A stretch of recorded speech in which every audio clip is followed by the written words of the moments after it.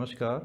पृष्ठीय क्षेत्रफल एवं आयतन भाग 4 अध्याय 13 कक्षा 9 में मैं आपको महत्वपूर्ण प्रश्नावली 13.5 के आयतन से संबंधित करवाने जा रहा हूँ।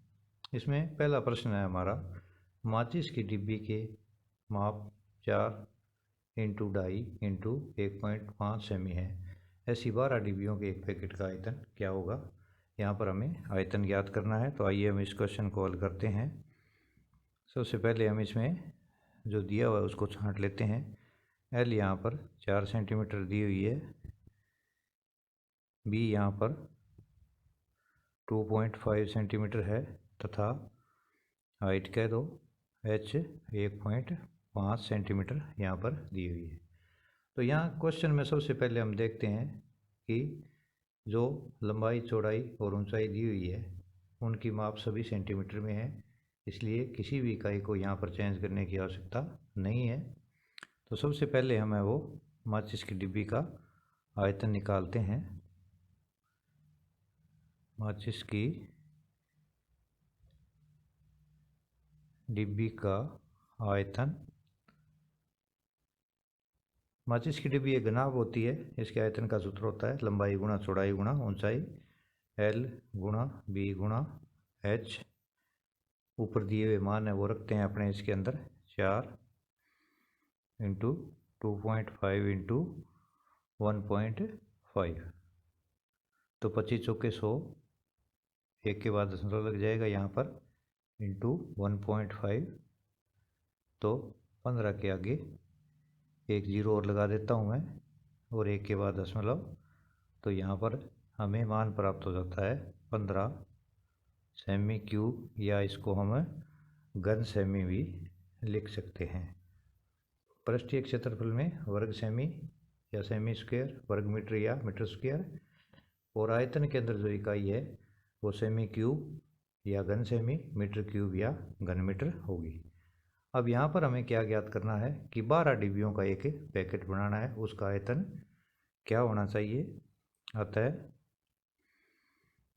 12 डिब्बियों का आयतन हम क्या करेंगे, जो हमारा ये 15 आया है इसको हम 12 से गुणा कर देंगे। 12 पंच 60, 12 एकम 12 और 6 18। तो 180 सेमी क्यूब है वो हमें प्राप्त हो जाएगा कि एक पैकेट है उसका आयतन होगा 180 घन सेंटीमीटर। इसके बाद में एक और क्वेश्चन अपने लेते हैं। ये पानी की टंकी से संबंधित है कि एक घनाभाकार पानी की टंकी 6 मीटर लंबी, 5 मीटर चौड़ी और 4.5 मीटर गहरी है। इसमें कितने लीटर पानी आ सकता है। तो यहाँ पर सबसे पहले हम जो दिया हुआ है उसको लिख लेते हैं। टंकी की लंबाई है वो 6 मीटर है, इसकी चौड़ाई 5 मीटर है और इसकी ऊंचाई या गहराई, एक ही बात होती है। हम किसी भी चीज़ को ऊपर की तरफ देखते हैं तो वो ऊंचाई होती है, और ऊपर से नीचे की तरफ देखते हैं तो वह उसकी गहराई होती है। तो गहराई हमें यहाँ दी हुई है 4.5 मीटर। अब इसके अंदर सबसे पहले हमने ये देखा कि तीनों इकाइयाँ मीटर में दी गई है। तो हम यहाँ पर है वो टंकी का आयतन ज्ञात करेंगे। टंकी का आयतन बराबर एल गुणा बी गुणा एच, लंबाई गुणा चौड़ाई गुणा ऊंचाई। तो लंबाई यहाँ पर 6 है, चौड़ाई 5 है और ऊंचाई 4.5 है। लंबाई यहाँ पर कितनी दी हुई है, 6। तो 6 5 30 इंटू 4.5, एक जीरो लग जाएगी, 5 दिए 15, 4 दिए 12 और 1 13, एक के बाद दशमलव लग जाएगा। तो ये हमारी आ जाएगी 135 घन मीटर। मीटर के ऊपर 3 लगा देते हैं तो ये घन मीटर आ जाता है। अब क्या करना है कि पानी कितना आता है, चूँकि 1 घन मीटर आयतन में पानी की मात्रा कितनी है, 1000 लीटर। मीटर बाई मीटर और मिट्टी गहरी हो, टंकी बनाई हुई हो, तो उसमें 1000 लीटर पानी आता है। अब हमारे पास 135 घन मीटर है, उसके आयतन में पानी की मात्रा कितनी होगी? 135 को है वो 1000 से गुणा कर देते हैं, तो 135 के आगे 3 जीरो लगा दो और ये इतने लीटर पानी, इकाई, दाई, सैकड़ा, हज़ार, 10,000, लाख, 1,35,000 लीटर पानी है वो उस टंकी में आ जाएगा। सबसे पहले हमने क्या किया, ये घनाभाकार टंकी है तो लंबाई गुणा चौड़ाई गुणा ऊंचाई के सूत्र से है इसका आयतन ज्ञात कर लिया। 135 घन मीटर आया, इस 135 को 1000 से गुणा कर देंगे, यानी 3 जीरो और लगा देंगे, तो 1,35,000 लीटर पानी है वो इस टंकी में आएगा। एक और क्वेश्चन लेते हैं अपने। एक घनाभाकार बर्तन 10 मीटर लंबा है और 8 मीटर चौड़ा है, इसको कितना ऊंचा बनाया जाए कि इसमें 380 घन मीटर द्रव आ सके। अब यहाँ पर इस सवाल के अंदर हमें ये समझना है कि क्या दिया है और क्या ज्ञात करना है। इसकी लंबाई और चौड़ाई दे दी है, ऊंचाई ज्ञात करनी है और इसका आयतन हमें यहाँ पर दे रखा है 380 घन मीटर, यानी द्रव इसके अंदर इतना आता है, तो इसका मतलब इसका आयतन यहाँ पर निकाला हुआ है। तो हम सबसे पहले क्या करेंगे, इसके आयतन का सूत्र है वो लिख लेंगे कि ये बर्तन घनाभाकार है तो बर्तन का आयतन क्या होगा, बर्तन का आयतन ये L गुणा B गुणा H होता है और ये हमें यहाँ पर 380 मीटर क्यूब दिया हुआ है। ये लिख लेंगे हम यहाँ पर कि जो 380 घन मीटर द्रव है ये इस बर्तन का आयतन है। अब पुनः मुख्य सूत्र का इस्तेमाल करते हुए हमें वो कि L गुणा B गुणा H बराबर है 380, या L हमें यहाँ दिया हुआ था 10, B दिया हुआ है 8, लंबा और चौड़ा दिया हुआ है। H हमें ज्ञात करना है, वैसे का वैसे रख लेंगे, बराबर 380। This implies H is equal to 380 बटे 10 गुणा 8। ये H के साथ में 10 और 8 गुणा हो रहा है, तो समीकरण का रूल है। बार बार मैं ये क्यों बोलता हूँ कि ताकि आपको याद रह सके। लेफ्ट हैंड साइड में जो भी गुणा में लगी हुई है वो दूसरी तरफ बटे में चली जाती है। अब हम इसको काट करके हल कर लेते हैं। हमारे पास बच गया 38 बटे 8। सिंपल है, 38 बटे 8 का दोनों का आधा होता है, तो ये आ जाएगा 19 बटे 4, 2 से कट जाएगा ये। अब 19 में 4 का भाग देता हूँ मैं, तो 4 चौके 16। हमें मौखिक भाग देने की प्रक्रिया भी आनी चाहिए।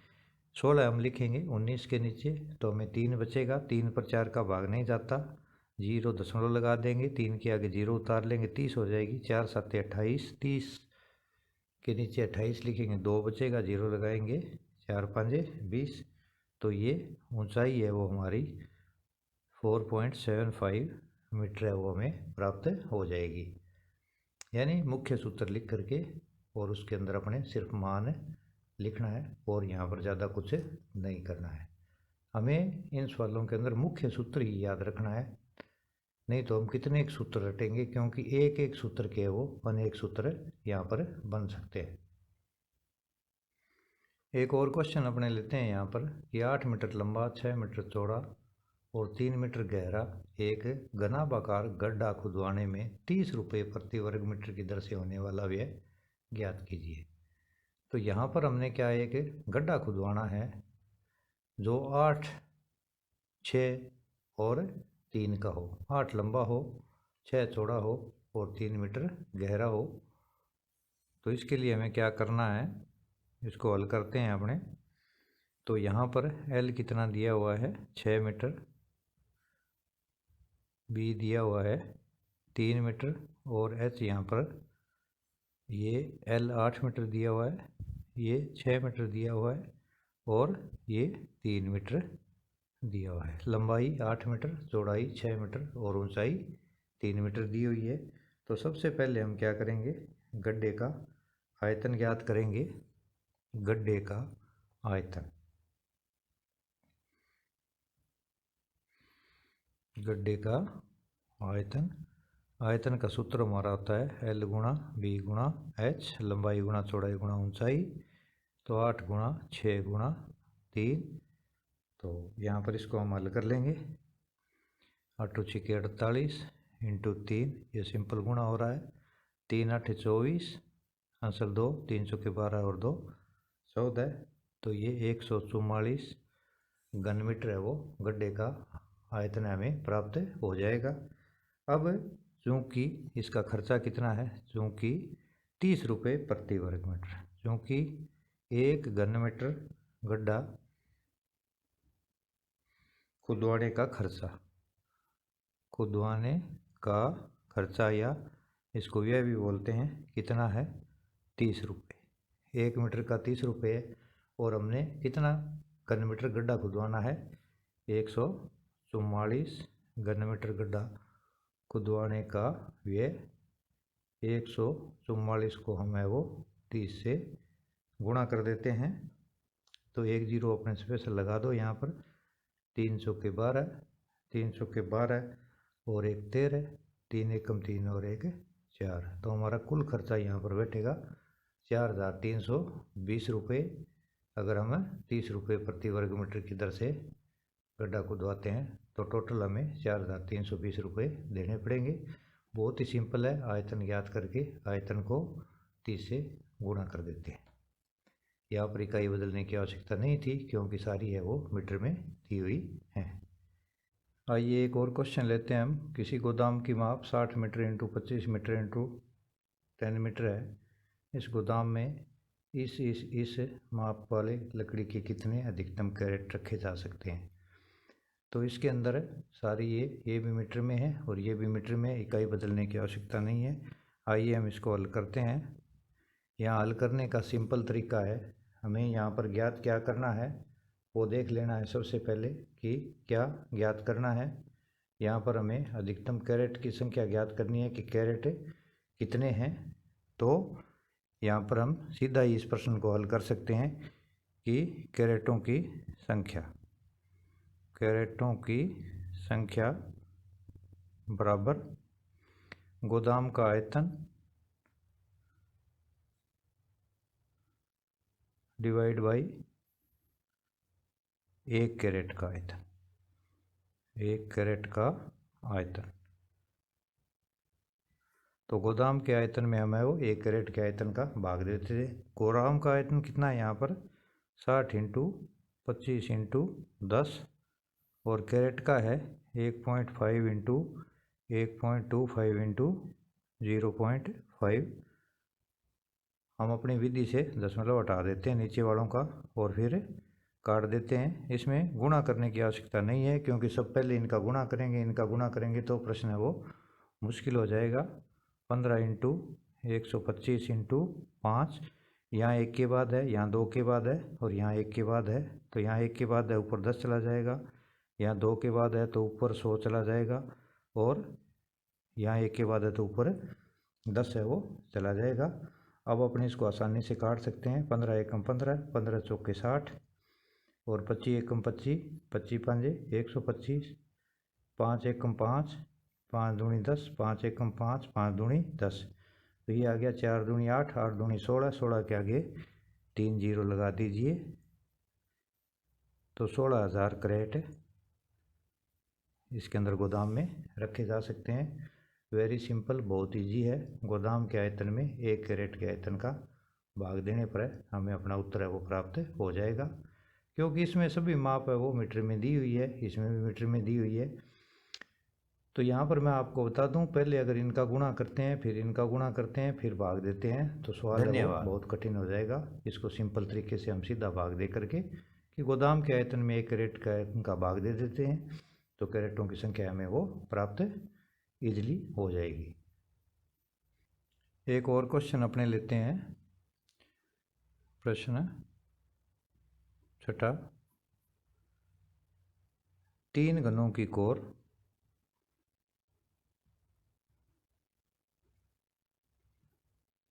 3 सेमी, 4 सेमी और 5 सेमी है।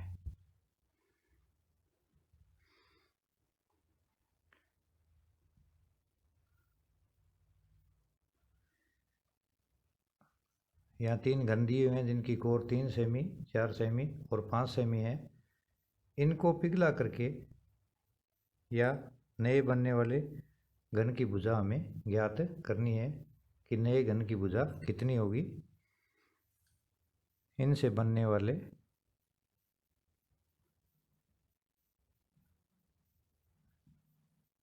एक घन की भुजा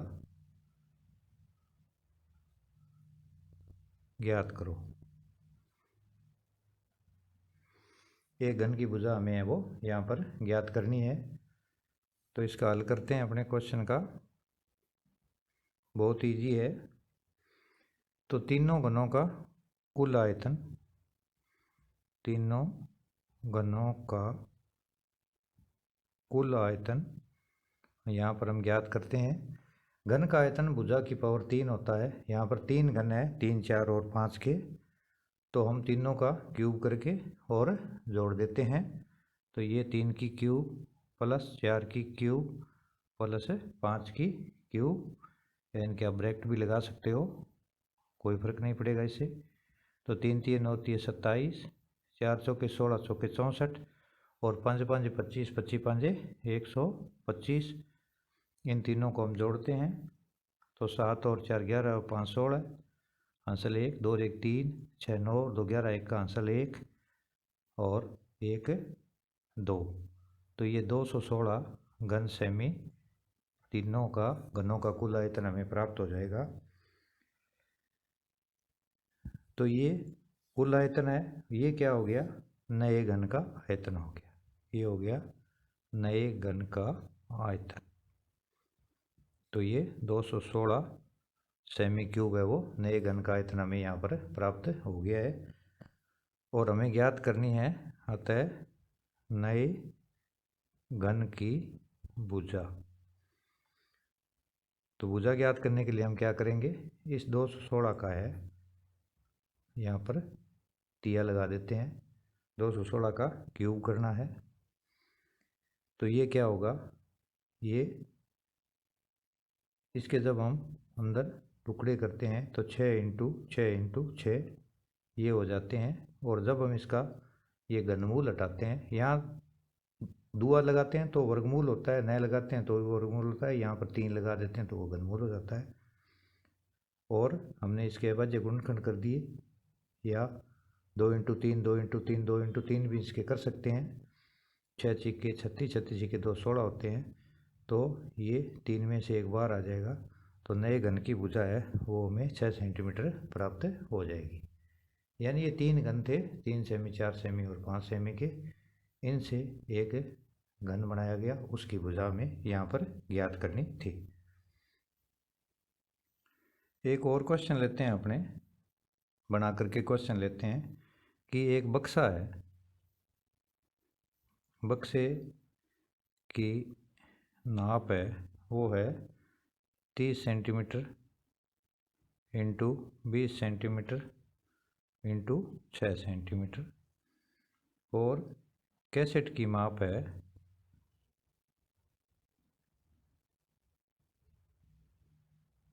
बक्से की लंबाई चौड़ाई ऊंचाई इतनी है, इस माप का बक्सा है। और कैसेट की माप है वो है 10 centimetre into 5 centimetre into 2 centimetre. ये बक्से की माप है और ये एक कैसेट की माप है।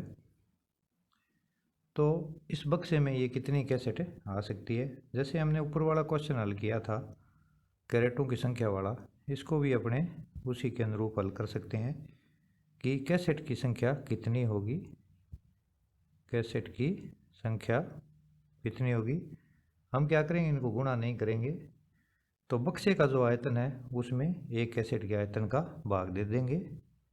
तो यहाँ पर बक्से का आयतन बटे एक कैसेट का आयतन। तो 30 इंटू 20 इंटू 6, ये सारे सेंटीमीटर में है, इसको बदलने की आवश्यकता नहीं है। तो 30 into 20 into 6 divided by 10 into 5 into 2। इसको हम काट देंगे, एक जीरो से एक जीरो कट गई, ये 5 चौके 20 और ये 2 तिये 6, तो यहाँ पर 4 तिये 12 और 12 तिये 36 कैसेट है वो इस बक्से के अंदर हमें वो रख सकते हैं। तो इस तरह के जो कोई भी क्वेश्चन आते हैं उसमें हमें इनको गुणा करने की आवश्यकता नहीं है। जो कुल आयतन है उसमें एक चीज़ के आयतन का, एक ईंट हो या एक एसिड हो, कोई भी उसका भाग दे करके यहीं पर हम काटेंगे तो सवाल है वो बड़ी आसानी से हल किया जा सकता है। अगर हम इनको अलग से गुणा करेंगे फिर भाग देंगे तो सवाल है वो हमारा आसान नहीं रहेगा, सवाल है वो लंबा हो जाएगा। तो यहाँ पर ये ध्यान देने वाली बात है। एक और क्वेश्चन अपने लेते हैं इसके अंदर आसान सा, कि क्वेश्चन दिया हुआ है हमारा यहाँ पर कि 12 मीटर लंबा एक कमरा है, 12 मीटर लंबा, 9 मीटर चौड़ा, यानी 12 मीटर लंबे 9 मीटर चौड़े तथा 8 मीटर ऊंचे कमरे में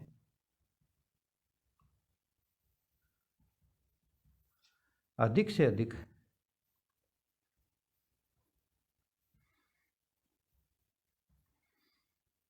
कितनी लंबी छड़ रखी जा सकती है, कितनी लंबी छड़ रखी जा सकती है। हमें कमरे की लंबाई चौड़ाई ऊंचाई दे दी है और वो हमसे पूछ रहा है कि इसके अंदर अधिक से अधिक कितनी लंबी छड़ है वो कहाँ पर रखी जाएगी। तो जो कमरे का हमारा विकर्ण होता है उसके अंदर है वो अधिक से अधिक लंबी छड़ हम रख सकते हैं। तो हम यहाँ पर क्या करेंगे, कमरे का विकर्ण ज्ञात कर लेंगे। कमरा घनाभाकार है क्योंकि 12 लंबा है, 9 चौड़ा है और 8 ऊंचा है, तो ये घनाभाकार है। तो घनाभ का विकर्ण ज्ञात करने का फार्मूला हमारा ये होता है, हमें याद है कि एल का स्क्वायर प्लस बी का स्क्वायर और प्लस एच का स्क्वायर। यहाँ पर हम मान रख देंगे, ये हो जाएगा हमारा 12 का स्क्वायर प्लस 9 का स्क्वायर और प्लस 8 का स्क्वायर, होल स्क्वायर हो जाएगा इनका। इसको हम हल करेंगे यहाँ पर, तो ये हमारा आ जाएगा 12 बार ये 144, 9 निमे 81 और 8 8 64। इन तीनों को हम जोड़ेंगे तो 4 1 5 4 9 4 8 12 6 18 का ट्रांसलाई 1 1 और 1 तो 289 को 289 के जब हम टुकड़े करते हैं तो हमें पता है 17 इंटू 17, 17 सत्रीय 289 होते हैं, तो 17 मीटर है वो हमें यहाँ पर विकर्ण प्राप्त हो जाएगा। तो यहाँ पर हम कह सकते हैं कि अधिक से अधिक लंबी छड़, अगर 12 9 और 8 का कमरा है, 12 गुणा 9 गुणा 8 का, तो उसके अंदर 17 मीटर लंबी छड़ है वो रखी जा सकती है। तो इस तरह से हमने कक्षा 9 में इन 4 भागों में मैंने आपको घन घनाभ के पृष्ठीय क्षेत्रफल और आयतन से संबंधित सूत्र और उनके क्वेश्चन समझाने का प्रयास किया है। आप भी घर पर है वो अधिक से अधिक इन सवालों को हल कीजिए और अपना गणित का ज्ञान है वो क्षेत्रमिति से संबंधित घन घनाभ का आयतन और पृष्ठीय क्षेत्रफल में वृद्धि कीजिए। और जब अपने खुद सवाल करके देखते हैं और खुद उसका उत्तर मिलाते हैं तो उसकी बात ही कुछ निराली है। इसी के साथ आज का ये टॉपिक यहीं समाप्त होता है। धन्यवाद।